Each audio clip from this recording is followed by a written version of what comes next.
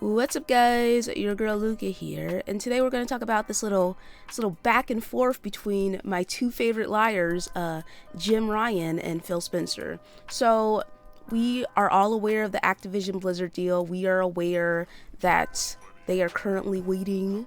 Microsoft, that is currently waiting for that to be approved, and there's been some interesting content that's come out of that. Right now, a lot of people have been wondering what's going to happen with certain franchises, certain IP that have always been multi-plat. One of the biggest being Call of Duty. All right, now Phil came out and he said that in January we provided a signed agreement to Sony to guarantee Call of Duty on PlayStation with feature and content parity for at least several more years beyond the current Sony contract.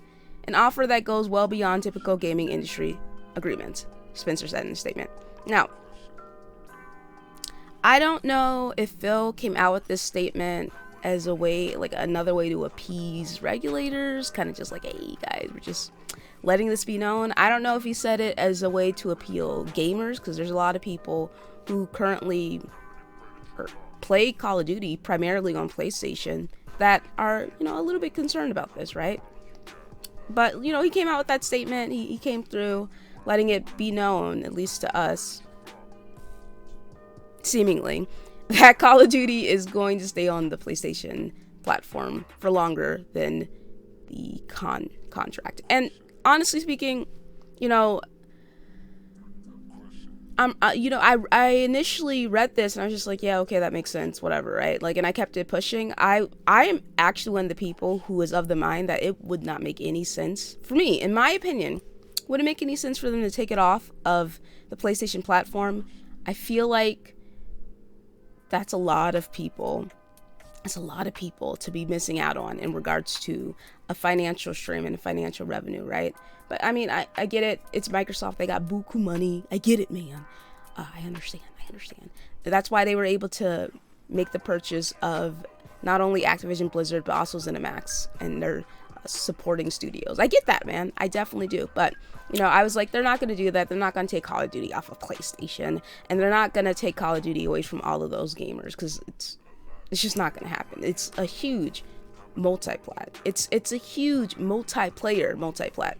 Like, it's different when it comes to the Bethesda acquisition, in my opinion. I was like, yeah, it would make sense for them to make those games exclusive, because ZeniMax and their studios, Arcane, Machine Games, id Software, their games are primarily single player focused. Like, even if they have some multiplayer elements, they're single player games, especially the games under Bethesda Game Studios like Fallout and Elder Scrolls. So I was like, yeah, no, it makes complete sense that they would make it exclusive. Great, right? But with this, I was just like, yeah, there's no way. There's no way they're taking this huge multiplayer game away from all of those gamers, right? But like, yeah, whatever, right? So I kept it pushing, kept it moving, saw the statement, was like, whatever, and I kept it moving, right? But then it turns out, guys, that things may not be as we thought. So Jimmy boy, right, Jimbo, he came through and he was just like, actually, bitches, Microsoft only offered for Call of Duty to remain on PlayStation for 3 years. 3 years after the current agreement between Activision and Sony ends. So, I mean, okay, here's the thing, right?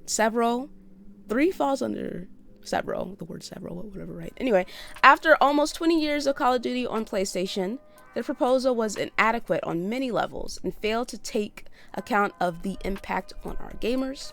We want to guarantee PlayStation gamers continue to have the highest quality Call of Duty experience, and Microsoft's proposal undermines this principle. Like, here's the thing, right? Now, I laughed when I saw this. I was like, seriously? Is our boy Phil Dominus Maximus Aurelius Spencer, shout out to the Iron Lords podcast, is he finally showing some teeth? Is he finally dropping the nice guy act? Is that what's happening? Because at the end of the day, they're executives of corporations. You have to be mindful of the things that they say, right? When it comes to a lot of this stuff. And it turns out that maybe Phil wasn't as straightforward as he likes to portray himself. That being said, like I said before, feels like we agreed for several more years after the three falls under several.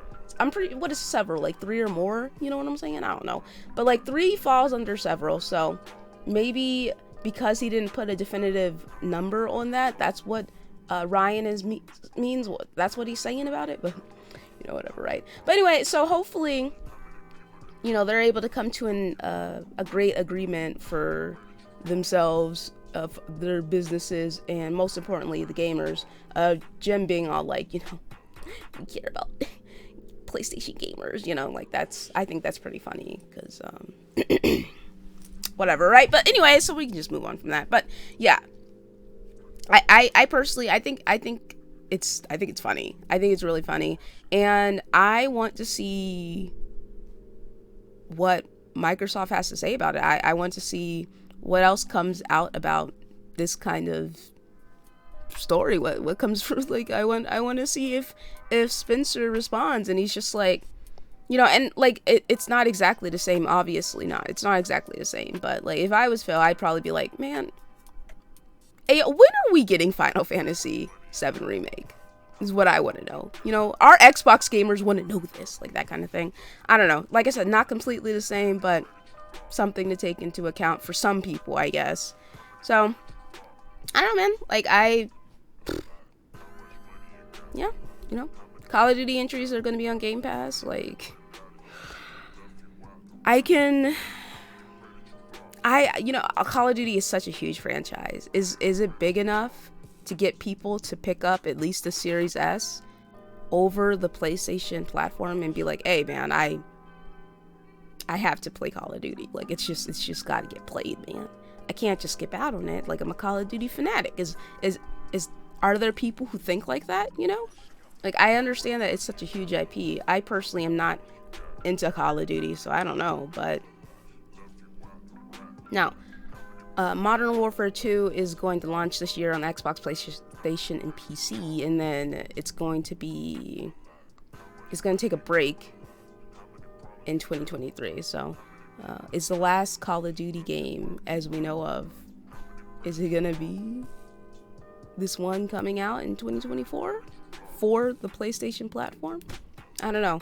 I think that another reason that Jim came out with the statement was just to as a way to ruffle feathers, right? As a way to incite anger in gamers so they could, I don't know, add a little bit of pushback towards Microsoft and be like, hey, we don't want this, you know, maybe add that little pressure there and give Jim some leverage when he's going back and forth with Phil about this proposal.